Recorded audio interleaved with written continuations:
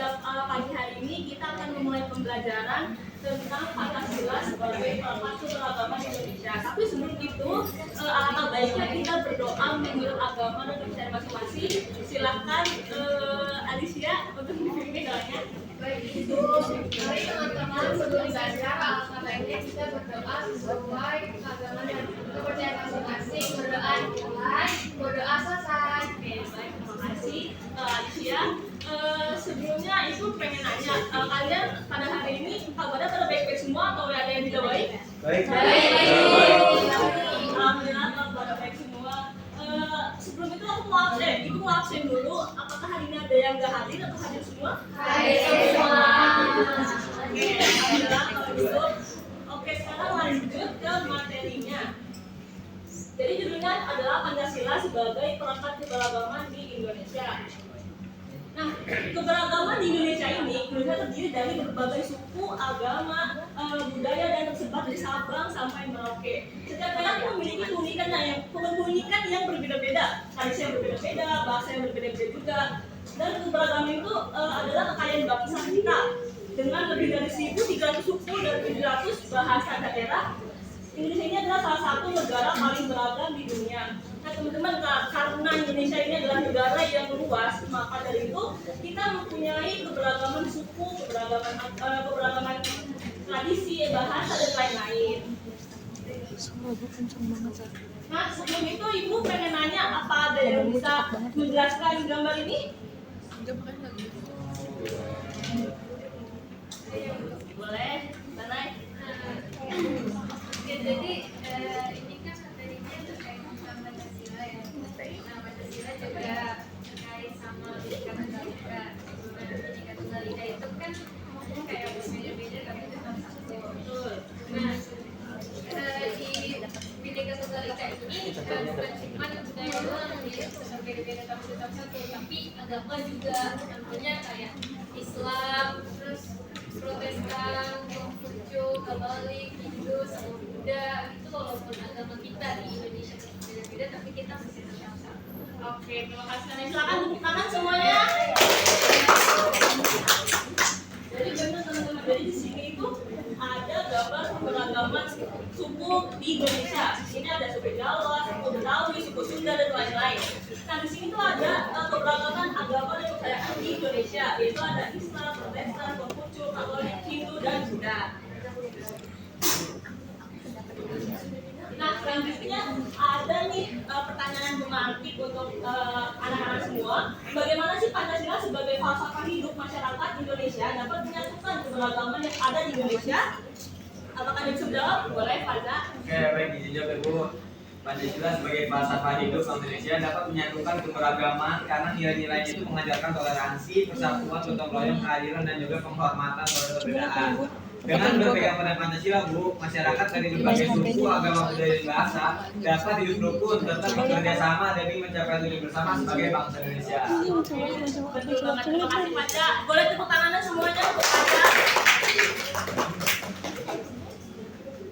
Nah, selanjutnya ada konflik karena perbedaan agama dan suku kadang menimbulkan ketegangan di masyarakat.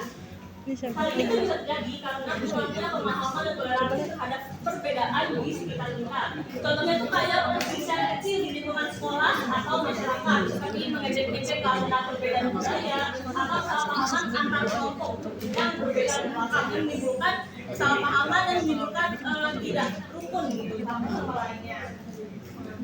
Nah selanjutnya, ada yang bisa jawab apa itu Pancasila? Saya, Bu.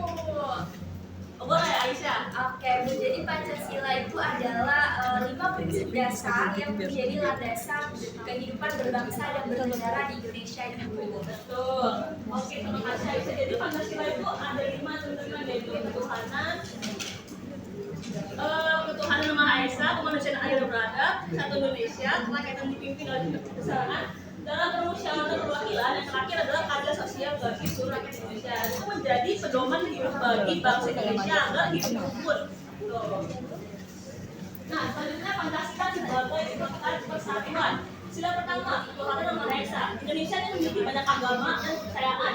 Dalam keberagamannya, itu harus saling menghormati tanpa membeda-bedakan agama dan tidak mengganggu ibadah orang lain. Lalu yang kedua ada sila kemanusiaan dan adil dan beradab. Ini tuh mengajarkan bahwa semua manusia harus diperlakukan dengan adil tanpa membeda-bedakan antara suku, agama, dan budayanya. Lalu yang ketiga, Persatuan Indonesia. Sila ketiga sangat berhubungan dengan keberagaman karena Indonesia terdiri dari banyak suku, adat, dan bahasa. Walaupun berbeda-beda, kita satu menjadi bangsa Indonesia. Yang keempat ini adalah rakyat yang dipimpin oleh kebijaksanaan dalam bermusyawarah perwakilan. Nah, di sini untuk menyelesaikan masalah, kita tuh harus bermusyawarah agar bisa mencari keputusan yang adil tanpa membeda-bedakan dari latar belakang manapun. Yang terakhir, sila kelima, yaitu keadilan sosial bagi seluruh rakyat Indonesia. Dalam keberagaman ini, setiap siswa harus mendapat perlakuan yang sama tanpa melihat latar belakang dari orang tersebut. Kita harus berlaku adil untuk semuanya, jangan saling membeda-bedakan sama lainnya. Nah, contoh di kelas kita, walaupun berbeda agama dan suku, kita bisa kompak dan saling menghormati karena nilai Pancasila yang kita amalkan setiap hari. Keberagaman di kelas kita adalah bukti nyata bahwa perbedaan bukan penghalang untuk bersatu dan bekerjasama mencapai tujuan bersama.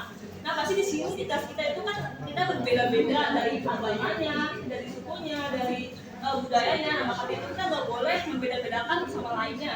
Kita harus satu dan harus menerapkan sikap toleransi juga. Nah, ini karena waktunya udah mau habis, jadi ibu mau ngasih soal esai ini dikerjakan di rumah jadi PR. Ini dibuat dikumpulkan nanti minggu depan ya teman-teman. Jadi nanti soalnya akan dikasih lewat WhatsApp.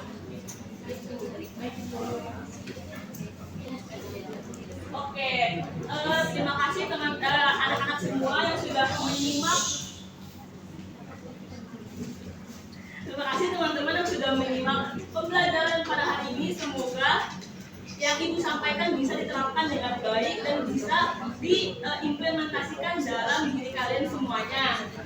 Sekian dari ibu. Wassalamualaikum warahmatullahi wabarakatuh.